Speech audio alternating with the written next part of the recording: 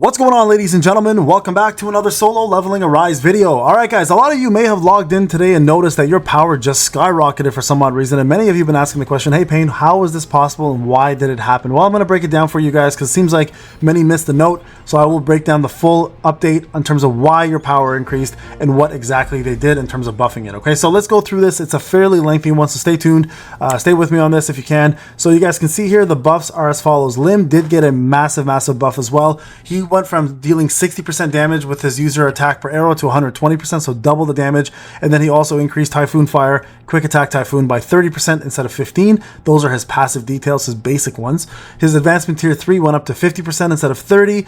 His Advancement Tier 5 stacked up to 10 times instead of 7 for the same attack. And then Intercept, which is his weapon from Tier 1 to 5, increases his attack by 8% rather than 6%. Okay, just so you guys are aware, those are the differences with him. Silvermane Beck also increased all of his strength as well too. Went to 60% with his basic attack with Slaughter and Bleed from 40 to 60. And the Curse of the Magic Beast, damage dealt equal to 50% of his HP went to 200% of his HP. So that's huge.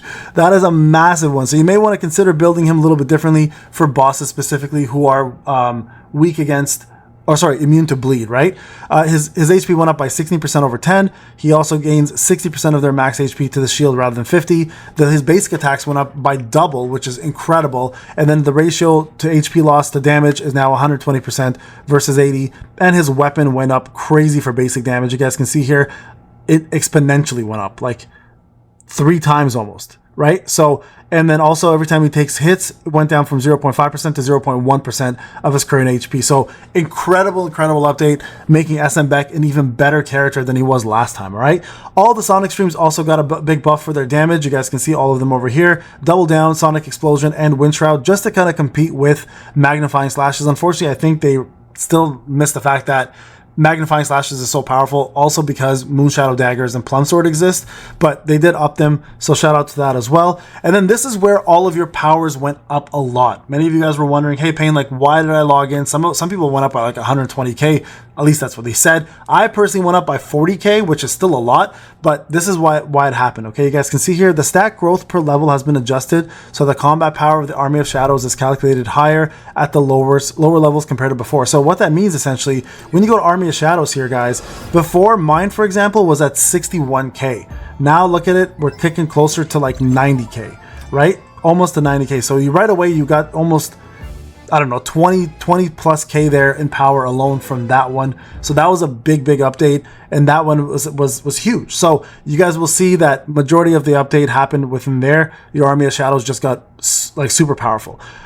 S rank and SR rank stats went up in the armory, which not a lot of you guys are using that, so that's not a big deal, but they did increase it for newer players to take advantage of that. But most people use SSRs anyways, so this really didn't make much of an impact. Please note the SSRs are not subject for adjustment, so those were not a big change at all. But for those who did have SR weapons in there, that's probably why you saw a little bit of a jump.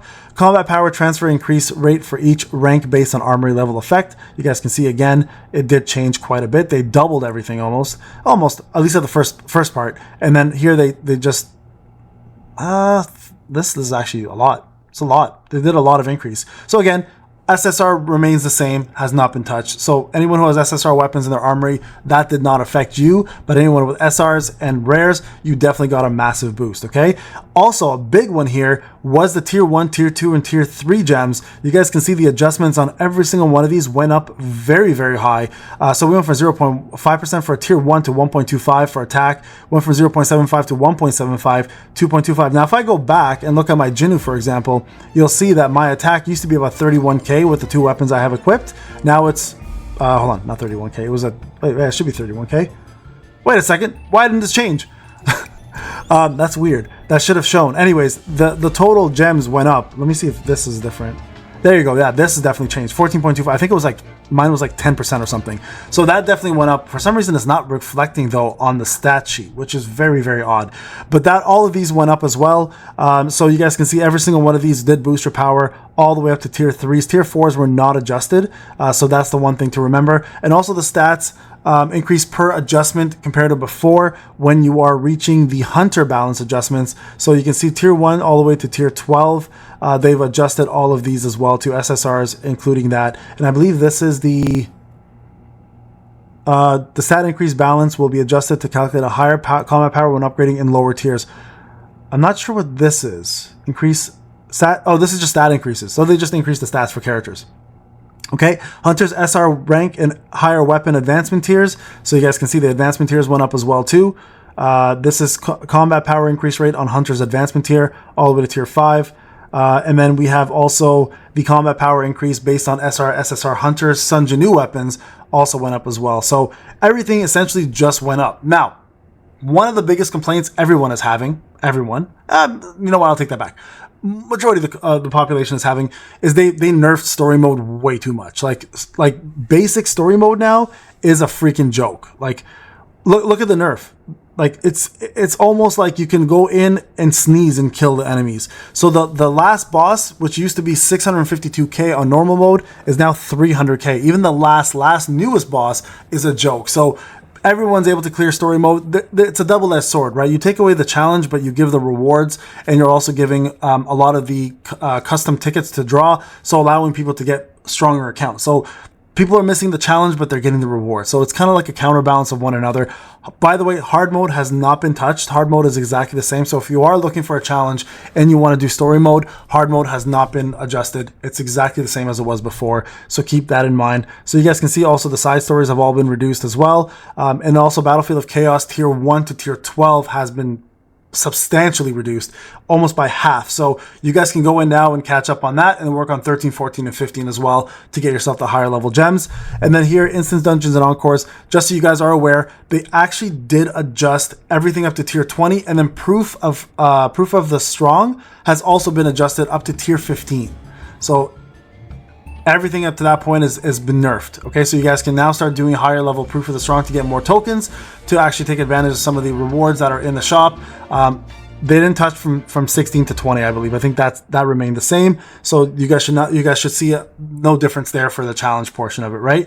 So right here, and this is what they're showing, right? You guys can see all the details. So all the details went down, right around here. And then roughly about 20 was the one that wasn't adjusted. So I mean, like 19 was a little bit nerfed.